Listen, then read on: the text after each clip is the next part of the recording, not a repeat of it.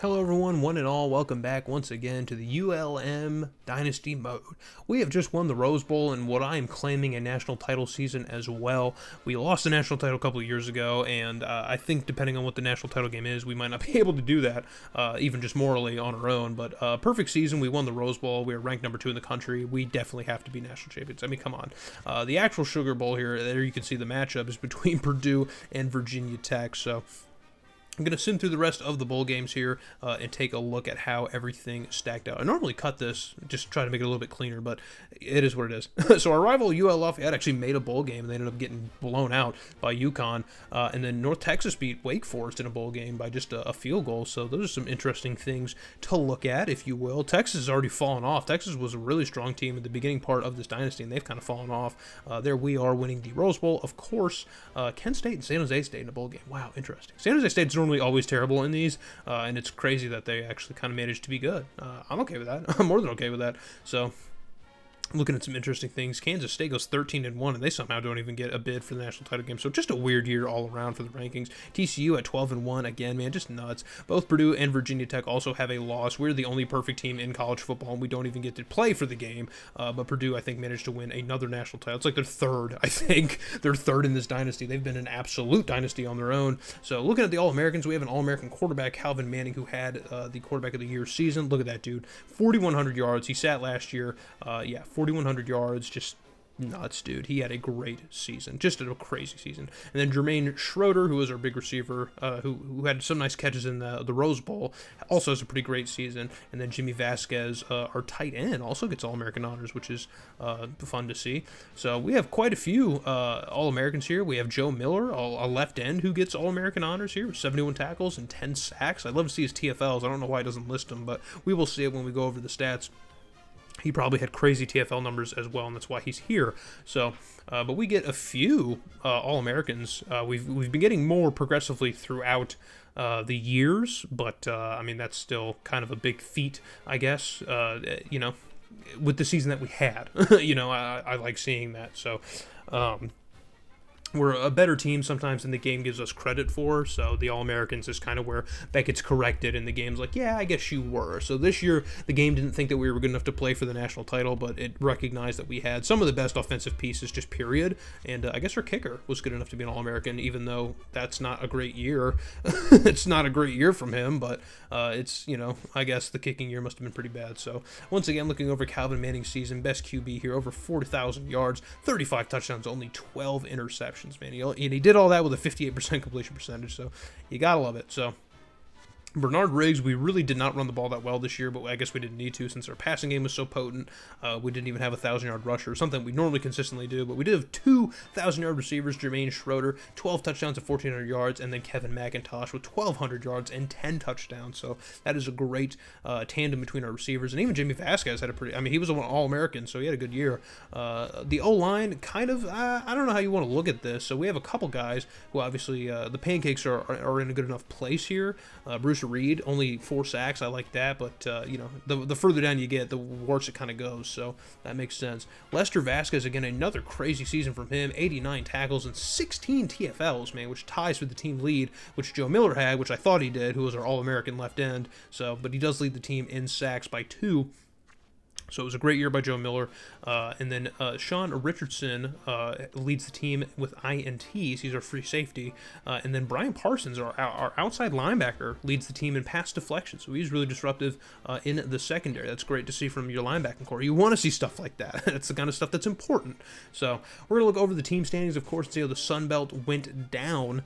And there we are. We have a 2-game lead over North Texas. So that game that we played against them earlier in the year was obviously pretty much for the conference. That's pretty much a conference title game every year, and it has been for like 5 or 6 seasons, which is funny. So the rest of the Sun Belt, again, in that middle of the pack, and Idaho posting another winless season. I'm pretty sure that's a multiple winless seasons. I think they've had at least 3 or 4 since we've started this dynasty, which is just nuts to me. So Looking at the rankings, Purdue, your national champions, are number 1. We are number 2. We stay number 2. TCU moves to number 3. Virginia Tech falls to 4. Kansas State, who I think should be higher, is at 5. Tennessee is at 6, with Syracuse, Texas A&M, Louisville, and BYU rounding out the top 10. Just outside the top 10, some noticeable teams here. We have North Texas, who comes in at 12.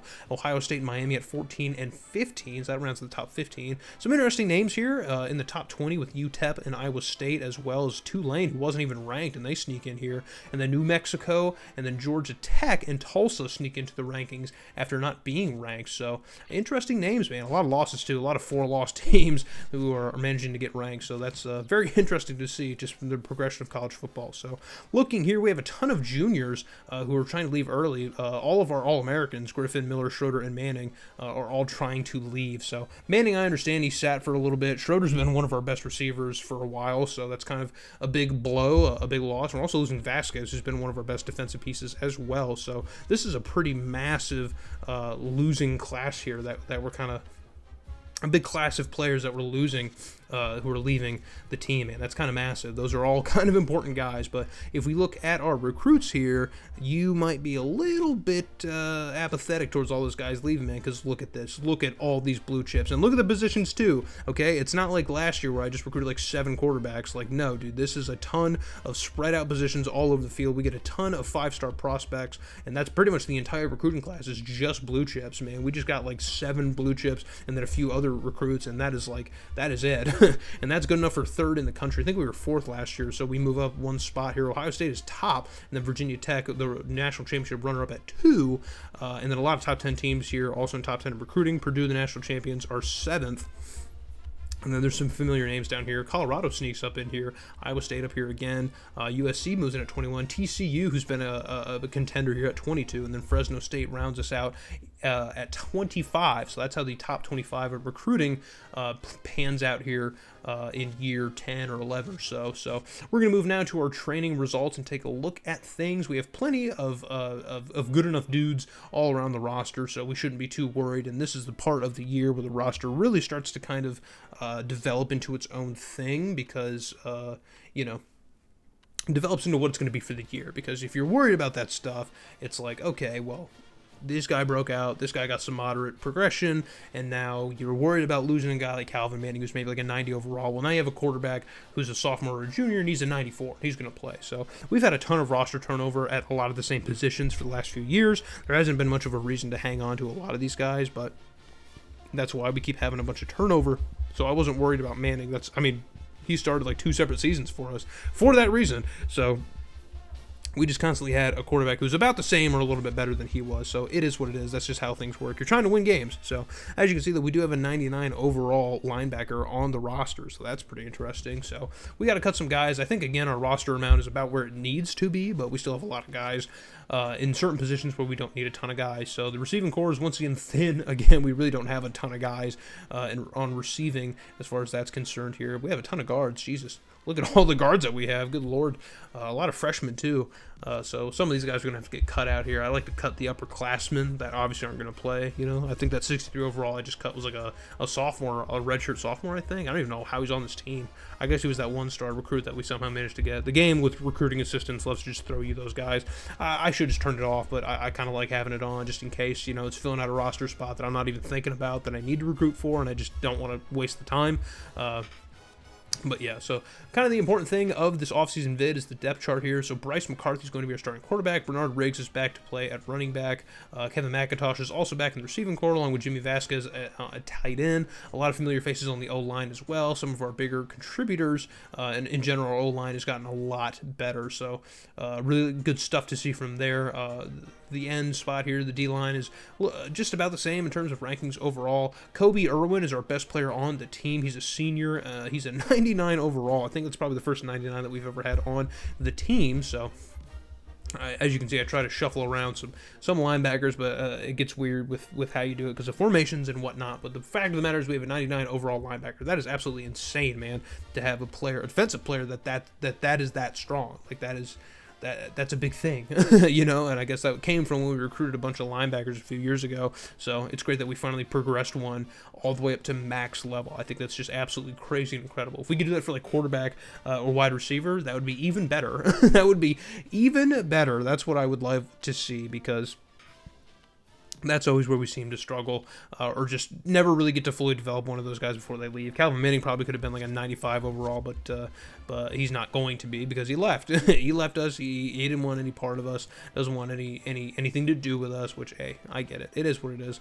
But still going to try and shuffle this around and figure out this linebacker debacle, because we can get a better setup here on linebacker, which is important, and that's what I'm trying to do. So in our secondary, we have a 95 overall cornerback, man, which is crazy, and then a 97 overall safety, man, just great. But we have a terrible kicking situation, just an absolutely terrible kicking situation. I don't worry about it too much, because it is what it is. It's kicking, but we haven't really had the best production from our kicker, which is what's lost us some games. I think when we lost 3 games 2 years ago, or in the New Orleans Bowl, that was kind of a big part of it, was having a terrible year kicking wise. So, but here is the look at the schedule for 2012. I think it's our 10th or 11th season at the helm of the Indians. So hope to see you guys in that next episode when we get into 2012. The series is drawn to a close. We got about 1 or 2 more years left to go, and then I'm going to kind of call it quits here, and then we might do something funny, some one-off type of videos before CFB 25 comes out, because I probably definitely will do a series in college football 25, maybe multiple. So hope to see you guys in the next episode of ULM.